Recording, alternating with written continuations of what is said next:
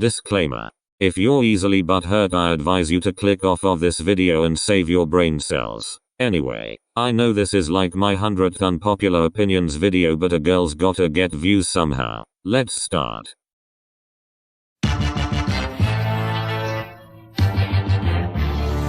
So many K-pop songs have high notes, and so many stans like to say that the vocalists are great because of the high notes. And while the high notes can sound good when used correctly, sometimes they sound off-putting and loud in the song. Not to mention the fact that they are screechy and auto-tuned in the studio version and strained in live performances. I would rather listen to low notes any day over screechy auto-tuned high notes.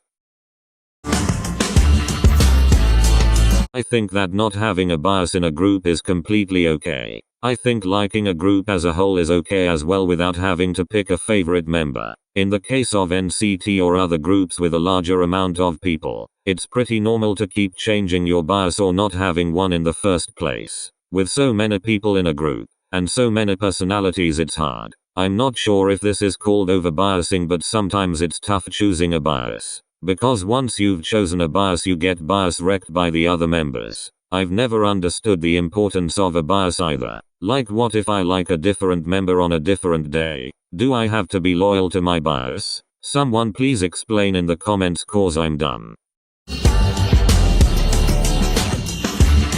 Keep in mind, Red Velvet are my ults, but I have to say this. She is an extremely good dancer, when she wants to be. She's obviously the original visual, but her lack of enthusiasm on stage holds her back from being a great performer. She's not completely emotionless on stage. She does well enough when the camera is on her or when it's her part. It's when someone else is singing that she loses her expression and starts looking like she's just going through the motions. She has some good stages depending on the song, but she's just inconsistent to the point where you can't say she has good stage presence. Unlike Seulgi and Wendy, who give their 110% on stages, it seems like she picks when to be charismatic and when not to. I hope she proves everyone wrong with this subunit though.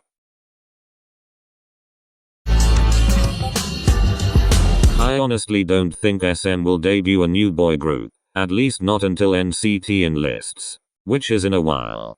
Think about it, if SM debuts another boy group outside of NCT, that is basically halting NCT. NCT's entire concept is endless units. If you're putting a stop to the units, then that's it. And if SM debut a whole new boy group, it'd also just be a sign to the general public or casual listeners that they're dropping the concept. The fact that NCT already has 21 members, with some of them only in 1 or 2 units with a rare comeback and like 0 lines. Sorry, I don't see it being even logical for SM to debut another set of boys that won't be NCT. NCT are still rising up right now, and some of these 21 members still need this time to grow and establish themselves.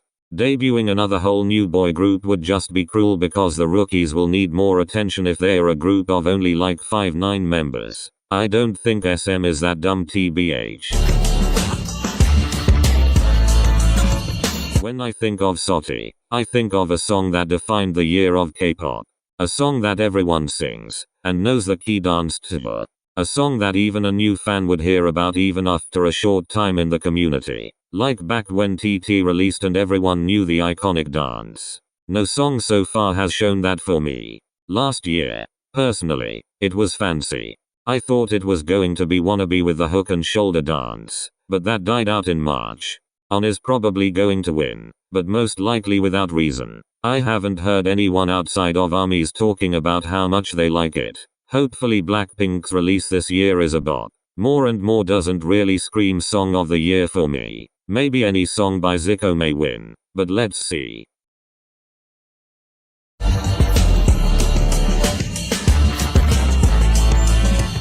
Why the duck do I need 7 shots of the same thing but with the reactions of 7 different people? Like Jesus, just play the whole thing and have a small square at the bottom for reactions, or don't show them to me at all. They really don't add anything to the performance. This is especially annoying when they keep cutting an amazing performance with tons of reactions when all we want to do is watch the freaking performance without having a stupid element of suspense added. I can't add any video for an example because of copyright, but just check out any Queendom performance and you'll see what I mean.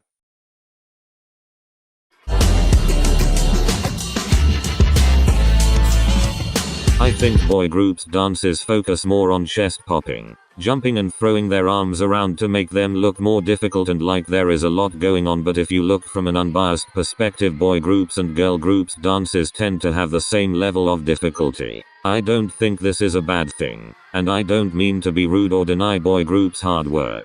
I just see a lot of people talking shit about girl group chorus all the time and it's annoying.